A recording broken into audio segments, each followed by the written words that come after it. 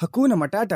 ಇವತ್ತು ಹಬ್ಬದ ದಿನ ಆಗಿದ್ರಿಂದ ನಮ್ಮ ಮನೇಲಿ ಎಲ್ಲರೂ ಬೆಳಗ್ಗೆ ಬೇಗ ಎದ್ದು ಪೂಜೆಗೆ ರೆಡಿ ಮಾಡ್ಕೊಳ್ತಿದ್ರು. ನಾನ್ ಜಿಮ್ಗೆ ಹೋಗ್ಬೇಕಾದ್ರೆ ಜಿಮ್ಗೆ ಯಾಕೆ ಹೋಗ್ತೀವಿ ಇವತ್ತು ಹಬ್ಬ ಮನೇಲೇ ಇರು ಅಂತಂದ್ರು. ಸೊ ನಾನ್ ಹೇಳ್ದೆ ನೀವೆಲ್ಲ ರೆಡಿ ಮಾಡ್ಕೊಂಡಿರಿ ಅಷ್ಟೊತ್ತಿಗೆ ನಾನು ಬರ್ತೀನಿ ಅಂತ. ಆಮೇಲೆ ಪ್ರೀ ವರ್ಕೌಟ್ ಡ್ರಿಂಕ್ ಕುಡ್ಕೊಂಡು ಜಿಮ್ಗೆ ಬಂದು ವರ್ಕೌಟ್ಸ್ ಎಲ್ಲ ಮಾಡಿ ಮುಗಿಸ್ಕೊಂಡೆ. ವರ್ಕೌಟ್ಸ್ ಎಲ್ಲ ಆದ್ಮೇಲೆ ಕೊನೆಗೆ ನನ್ನ ನ್ಯಾಚುರಲ್ ಪ್ರೋಟೀನ್ ಡ್ರಿಂಕ್ ಕುಡ್ಕೊಂಡು ಜಿಮ್ ಇಂದ ಮನೆಗೆ ಹೊರಟೆ. ಅಷ್ಟೊತ್ತಿಗೆ ನಮ್ಮಮ್ಮ ಆಲ್ರೆಡಿ ಒಂದ್ 10 ಸತಿ ಫೋನ್ ಮಾಡ್ಬಿಟ್ಟಿದ್ರು ಬೇಗ ಬಾ ಅಂತ. ಆಗ ನನಗೆ ಅನ್ಸಿದ್ದಿಷ್ಟೇ, ಅಮ್ಮ ಎಂದರೆ ಪ್ರೀತಿಯ ಪ್ರತಿಮೆಯಲ್ಲವೇ, ಆಕೆ ಇಲ್ಲದೆ ಇರುವಂತಹ ಬದುಕು ನೆನೆದುಕೊಳ್ಳುವುದಕ್ಕೂ ಸಾಧ್ಯವಿಲ್ಲ, ಏಕೆಂದರೆ ಅದು ನಮಗೆ ನಿಜ ಜೀವನದ ನರ್ಕದಂತಿರುತ್ತದೆ ಅಂತ.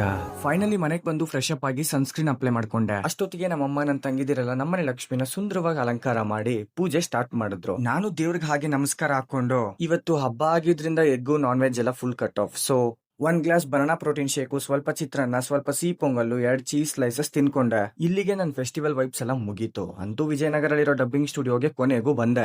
ನಾನು ಇವತ್ತು ಸ್ವಲ್ಪ ಲೇಟ್ ಆಗಿ ಬರ್ತೀನಿ ಅಂದಿದ್ದೆ. ಸೊ ಪಾಪ ನಮ್ ಸೌಂಡ್ ಇಂಜಿನಿಯರ್ ಶಿವಣ್ಣ ವೆಯ್ಟ್ ಮಾಡ್ತಾ ಕೂತಿದ್ರು. ಅಂತೂ ಇಂತೂ ಡಬ್ಬಿಂಗ್ ಸ್ಟುಡಿಯೋ ಒಳಗ್ ಬಂದು ಡಬ್ಬಿಂಗ್ ಶುರು ಮಾಡ್ಕೊಂಡ್ವಿ. ಇವತ್ತು ಆಸ್ ಯೂಶುವಲ್ ಸೇಮ್ ನನಗೆ ತಮಿಳ್ ಸೀರೀಸ್ ಡಬ್ಬಿಂಗ್ ಇತ್ತು. ಆಮೇಲೆ ಮಧ್ಯಾಹ್ನ ಲಂಚ್ಗೆ ಚಪಾತಿ ಊಟ ತಿನ್ಕೊಂಡು ಮತ್ತೆ ಡಬ್ಬಿಂಗ್ ಶುರು ಮಾಡ್ಕೊಂಡ್ವಿ. ಫೈನಲಿ ಡಬ್ಬಿಂಗ್ ಮುಗಿಸ್ಕೊಂಡು ಮನೆಗೆ ಹೊರಟೆ. ಮನೆಗೆ ಹೋಗ್ಬೇಕಾದ್ರೆ ತುಂಬಾನೇ ಖುಷಿಯಲ್ಲಿ ಹೋಗ್ತಿದ್ದೆ, ಬಿಕಾಸ್ ಇವತ್ತು ಹಬ್ಬ ಆಗಿದ್ರಿಂದ ಮನೇಲಿ ಚೆನ್ನಾಗಿ ತಿನ್ಬೋದು ಅಂತ ಅನ್ಬಿಟ್ಟು. ಅಂತೂ ಮನೆಗೆ ಬಂದು ಒಂದಷ್ಟು ಒಬ್ಬಟ್ಟು, ಸ್ವೀಟ್ಸ್, ಊಟ ಎಲ್ಲ ಹೊಟ್ಟೆ ತುಂಬಾ ತಿನ್ಕೊಂಡು ಸ್ಕಿನ್ ಕೇರ್ ಮಾಡಿ ಮಲ್ಕೊಂಡೆ. ಮತ್ತೆ ನಾಳೆ ಸಿಗೋಣ. ಬಾಯ್, ಟೇಕ್ ಇಟ್ ಈಸಿ.